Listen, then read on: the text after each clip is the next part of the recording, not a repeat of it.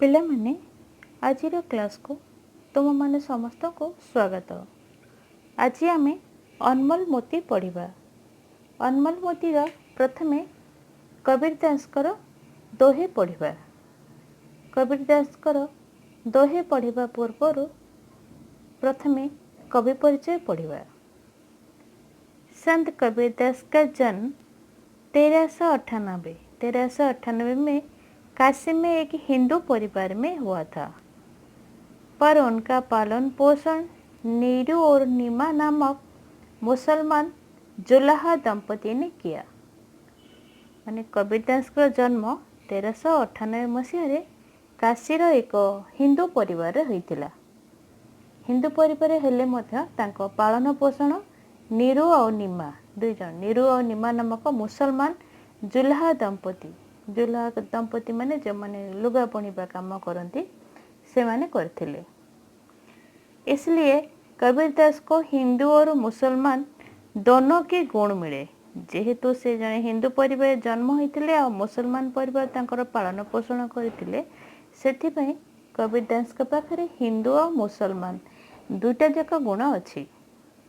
कबीर को किसी विद्यालय में पढ़ने का सुयोग नहीं मिला। कबीर दास को कौन सी विद्यालय पाठ पढ़ार सुजोग मुझे मिल नथिला, लेकिन वे बड़े तेज बुद्धि वाले लड़के थे। से कौन सी विद्यालय पाठ न पढ़ी मध्य अधिक बुद्धिमान लड़का थे। वे जुलाहे का काम करते थे। जुलाहे का काम माने कौन लुगा बुणिबा काम करथुले। दुनिया को देखकर उन्होंने बहुत कुछ सीख लिया। से समय समाज रीति नीति चाली चलनी सब देखिकी से बहुत किसी सीखी थे। दुनिया को देखकर उन्होंने बहुत कुछ सीख लिया। समाज में व्याप्त बुराई को देख उन्हें बहुत दुख हुआ। समाज रे जो खराब माने 1398 मसीहार कथा जतले से समाज रे बहुत माने बुराई चलथिला, बहुत खराब जिनस गुड़िक समाज रे थिला, जेमती कि बहुत कुसंस्कार थिला। से सब देखिकी कबीर दास बहुत दुख अनुभव करथुले। समाज में व्याप्त बुराई को देखकर उन्हें बहुत दुख हुआ। लोगों को अच्छी बातें सिखाने के लिए वे कमर कसकर खड़े हो गए। जेहेतु समाज रे एते कुसंस्कार गुड़िक चली तो कबीर दास सब चेष्टा कले लोक मान किपरि भल कथा भल बुद्धि शिखेबे, भल कथा शिखेबे, से चेष्टा करिबार लागिले। जाति भेद, धार्मिक अंधविश्वास और बाहरी क्रियाकलाप जिसमें आंतरिक भाव नहीं था, कबीर को पसंद न आया। माने से समय जाति भेद बेसी थिला। जाति भेद, धार्मिक अंधविश्वास, विभिन्न धर्म पर भिन्न भिन्न अंधविश्वास थिला। बाहरी क्रियाकलाप जिसमें आंतरिक भाव न हो, माने लोक बाहर गोटे कथा कहूथबो तार अंतर रे गोटे अलगा जिनस थिबो। ए सब कथा गुड़िक कबीर को पसंद न आया। कबीर दास को पसंद ही हेलानी। उन्होंने लोगों को काम करने, दूसरों के साथ अच्छा बर्ताव करने, बुद्धि और विचार से काम लेने का आग्रह किया। से सब लोक मान कहले कौन सब काम करो, निज काम निजे करो। दूसरों के साथ अच्छा बर्ताव करने माने अन्य मान सहित भल व्यवहार करो। बुद्धि और विचार से काम लेने का आग्रह किया। निजर बुद्धि अनुसार निजे विचार करके कौन काम कर, कौन अंधविश्वास पर भरोसा करनी। ये सब जिनस गुड़िक कबीर दास लोक मान कहते। उस समय के हिंदू और मुसलमान दोनों संप्रदायों में फैले हुए धार्मिक अंधविश्वास, सामाजिक रूढ़ियों, बुरे तथा अमानवीय रीति रिवाज एवं कुसंस्कारों को मिटाने को कबीर डट कर खड़े हुए। जेहेतु से समय हिंदू और मुसलमान दोनों संप्रदायों में फैले हुए धार्मिक अंधविश्वास, से समय हिंदू मुसलमान जेहेतु दुईटा अलग अलग धर्म, दुई जन मध्य भिन्न भिन्न अंधविश्वास गुड़िक बढ़ी चलता। सामाजिक रूढ़िया, विभिन्न समाज रे भिन्न भिन्न रूढ़ी मतवाद चलता। बुरे और अमानवीय रीति रिवाज जोटा कि बहुत अमानवीय, बहुत कष्ट दब अन्य सेमती रीति रिवाज गुड़िक चलता। आ कुसंस्कार से समय समाज रे बहुत प्रचलित थिला। तो कबीरदास कौन करते से सब को हटेबा को से सब बाहर माने लोक माने से सब छाड़ी की किपरि भले रहिबे सेथि पई ही कबीरदास बहुत चेष्टा करुथले।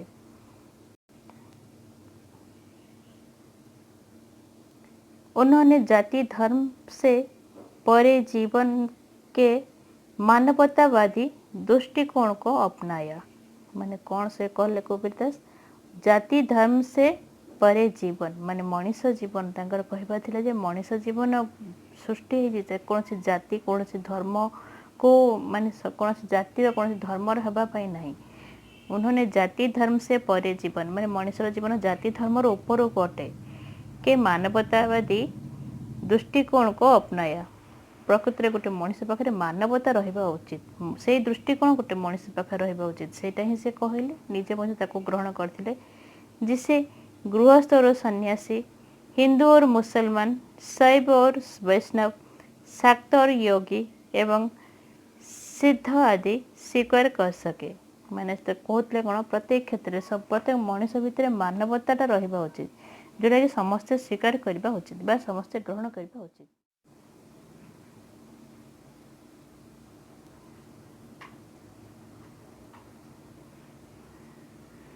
कबीर ने तप तीर्थ व्रत संध्या नमाज आदि के बदले नैतिकता सदाचार ज्ञान और भगवत प्रेम पर जोर दिया। माने कबीरदास कहवा थिला जे तप तीर्थ व्रत संध्या करिवो पूजा करिवो नमाज पढ़िवो ये सब करने बदल में जदि गोटे मनीष पाखे नैतिकता सदाचार ज्ञान आ भगवत प्रेम भगवान को प्रेम कर शक्ति थी ताहले ही बहुत भल। कबीरदास ये सब उपरे माने तप तीर्थ व्रत संध्या नमाज बदल से सब बदल से कौन कहते नैतिकता सदाचार आ ज्ञान और भगवत उपरे भगवत प्रेम उपरे बहुत जोर दौले। साखी शब्द साखी का अपभ्रंश रूप है। यह शब्द ज्ञान और अनुभूति का प्रतीक है। साखी शब्दटा हूँ कौन साक्षीर अपभ्रंश रूप ये शब्द हूँ कौन ज्ञान और अनुभूतिर प्रतीक। यह वो ज्ञान या अनुभूति है जिसे स्वयं कवि ने अपने अंतःकरण से साक्षात्कार किया है। जो साक्षी शब्द एपरी गोटे शब्द माने ज्ञान अनुभूति जोटा कि कवि निजे अंतःकरण करते अंतःकरण निज अंतर में साक्षात्कार से करते। कबीर की साखियाँ इन ज्ञान और अनुभूति की साखी है अर्थात साक्षात्कार करने और करने वाली है। कबीर की भाषा साधु कड़ी है। कबीरदास जो भाषा लिखिछन जो लिखिछन सब साधु कड़ी भाषा रे लिखिछन। पिला माने एतिकी कबीरदास कवि परिचय है। तापरे वर्तमान तांकर दोहे गुड़िक पढ़ा ये आमर दुईटा दोहे देछि। प्रथम देछि कौन प्रथम दोहे मनीषा जन्म दुर्लभ है देह न बारंबार तरबर थे फल छाड़ी पड़िया बहुरी न लागे डार। ये कबीरदास कहते कौन मनीषा जन्म दुर्लभ है माने मनीषर जन्म बहुत दुर्लभ अटे अर्थात बहुत मूल्यवान अटे। देह न बारंबार ये जो देह मनीष जो जन्म पाई बारंबार आ पाइबनी तार उदाहरण देके से कहते कौन तरबर थे फल छाड़ी पड़िया। तरबर माने वृक्ष बा गछ गछर जेपरी गोटे फल थरे झड़ी पड़े बहुरी न लागे डार आउ थे जेपरी गछरे लगी पारे ठीक सेपरी मनीष जो जन्म नहीं थरे जे तार जन्म मान तार मृत्यु हो सी आउ थे कौन पुनर्जन्म हो पारनी तो से कबीरदास कहते मनीषा जन्म दुर्लभ है मनीषर जन्म बहुत दुर्लभ बा मूल्यवान अटे। ये जो देह बा शरीर बारंबार मिलबनी तार अर्थ मध्य दे दीची।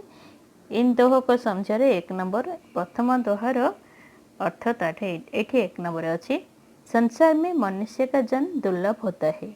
मनुष्य की देह या शरीर बार बार नहीं मिलता। संसार में मनुष्यर जन्म दुर्लभ अटे बा बहु मूल्यवान अटे।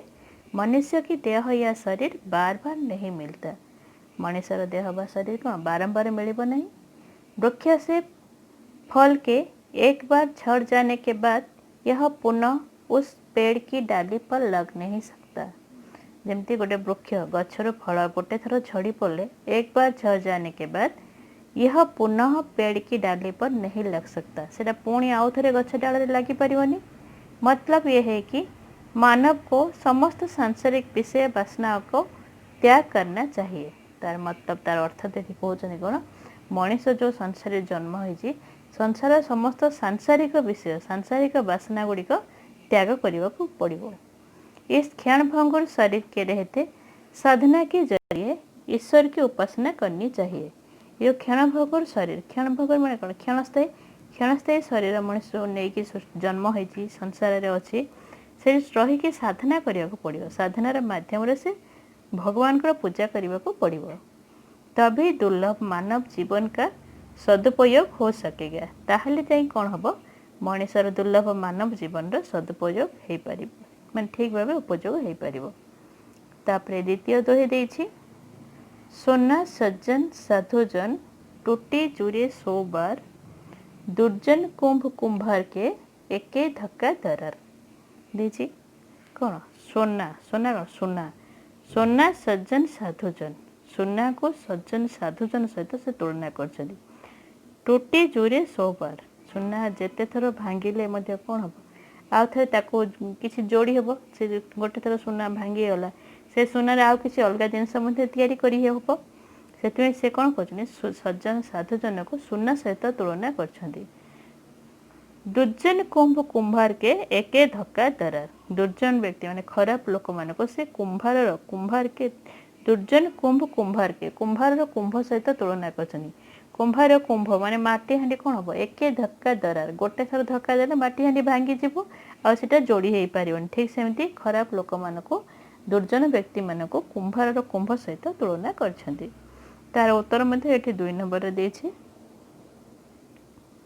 सज्जन और साधुजन सोने जैसे होते हैं जो टूटने के बाद भी 100 बार जुड़ सकते हैं। मैंने सज्जन साधुजन सुना परी अटंती जोटा कि भांगी गले मध्य कौन हम जिते थर भांगिले भी 100 बार जोड़ सकते हैं 100 थर से जोड़ी हो पार। जबकि दुर्जन या बुरे व्यक्ति कुंभार के घड़े जैसे होते हैं किंतु कौन दुर्जन या बुरे व्यक्ति माने खराब लोक माने कुंभार घड़ा परी अटंती जो एक धक्का या झटके से टूट जाते हैं जोटा कि कौन गोटे धक्का बा गोटे झटका भांगी जीव।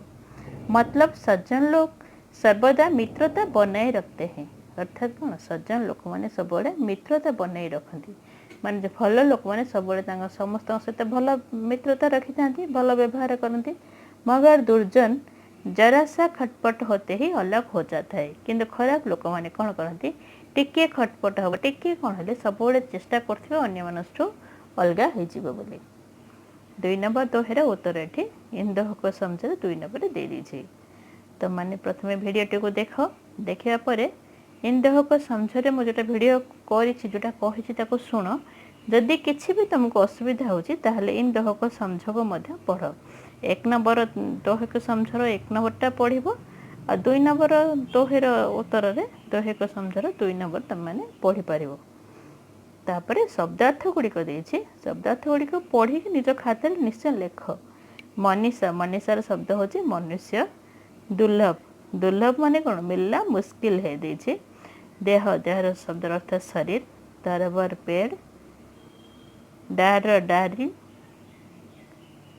चूरे जुड़ जाते हैं दरार फटना या मिटना धक्का धक्का या झोंका प्रत्येक शब्दर शब्दार्थ गुड़िक देखी देखी प्रथमे तुम मैंने लेख।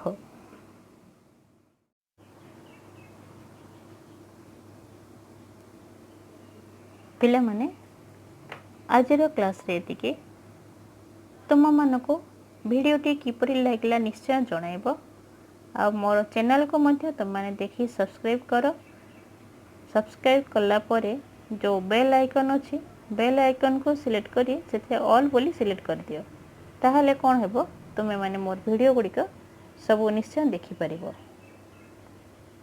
रहिले आजर क्लास रे एतिकी मु यार परवर्ती क्लास रे कबीर दास को दोहेर प्रश्नोत्तर गुड़िक निश्चय आलोचना करी और तुम मान गोटे भिडियो टी करी पठेबी ताहा तुमे देखिबो।